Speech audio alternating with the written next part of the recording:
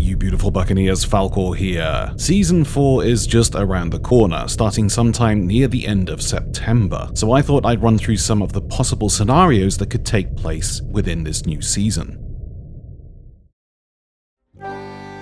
So Season 3 was great, easily the most hyped update we have had for Sea of Thieves. I think it's very easy to forget the enormous amount of work that was put into this set of new Tall Tales. And that's no fault of our own, we were also hyped to play them from the announcement that we all jumped in and finished them off in a couple of days. But although we finished them so quickly, and the hype soon wore off, I think the majority of us had a great time. And honestly, even if you've already done them 100%, take my word for it, jump in again and give them another blast. They are still a great experience. And now they're, they're not full of bugs anymore, so...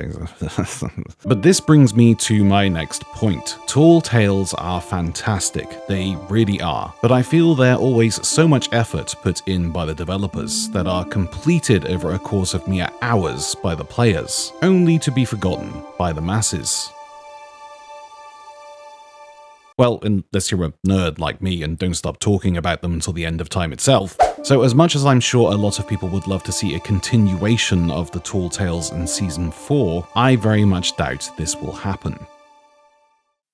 That said though, this does not mean we won't be seeing an extension to the lore within the Sea of Thieves, and possibly get some unresolved story arcs answered, such as what happened to our fabled friend Mr. Rathbone, aka the Gold Hoarder. Where did Jack go at the end of the Tall Tales? Is Duke actually evil? And why does Flameheart not seem to care at all about all of this? I think the next step for Season 4 won't be so much about interactive storylines, but more about expanding the world with new islands or areas to explore, or new quest hubs to help enrich the environment that we play. One of the biggest negatives I believe Season 3 can be accused of is outside of the Tall Tales, not much really changed.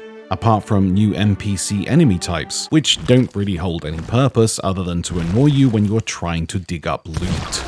Now, I'm sure a few people are getting ready to type laughs in insiders, but I think at this point we can retire this comment, as one thing Season 3 taught us, even us partners, is Rare are in the mood to spring surprises now. They're aware of how lax the NDA has become for insiders, and I see people casually talking about unreleased content in the comments quite often. So just because you think you know what's coming doesn't mean you actually know. You're likely just seeing the tip of the iceberg. And no, that's not a hint for the Ice Zone, it's not happening, give it up. With my almighty godly powers, I rename Laughs in Insiders and dub thee Cries in Insiders from this point onwards. I thank you.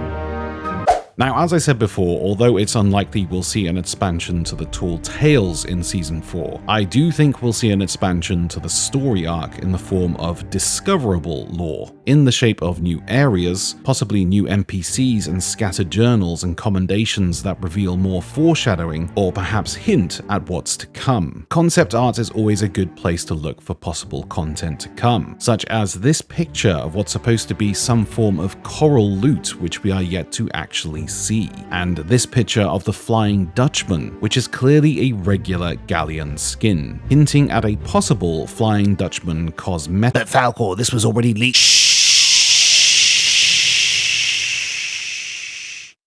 Thank you. And also areas within the game that we are yet to see, such as this large derelict cavern area. One of the most interesting bits of concept art is this fella, a full-on spectral/skeletal NPC. This is something we are yet to see, and by the looks of him, he appears to be an interactive NPC. Could this be an early artistic impression of the mysterious captain? Also note, large plume on hat, hooked hand, tapered facial hair.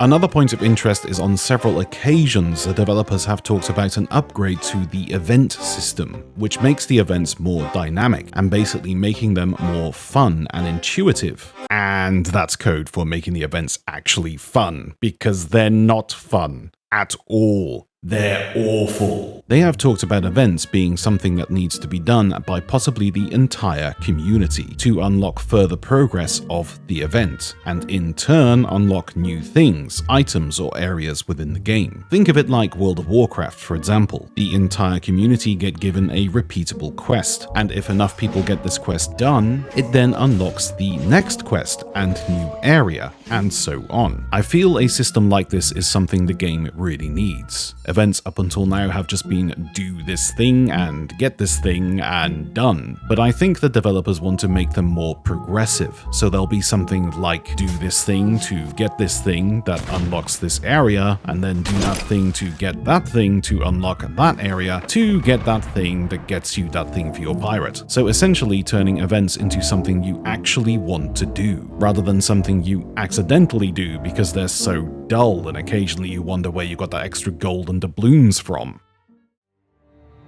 I don't think Season 4 will be another mind-blowing huge reveal like Season 3 was, but I do think we're all going to have a welcome surprise as to what's to come. Gone are the days of dire world events and buggy merchant quests that get nerfed after day 1. The teams at Rare are all back together now, and the content is coming thick and fast. I think Season 4 will be one of the better seasons, with possible world expansion, new lore, better events, and more loot to be gained. A much deeper and more fleshed out update we've had in previous scaled back content drops. But one thing's for sure.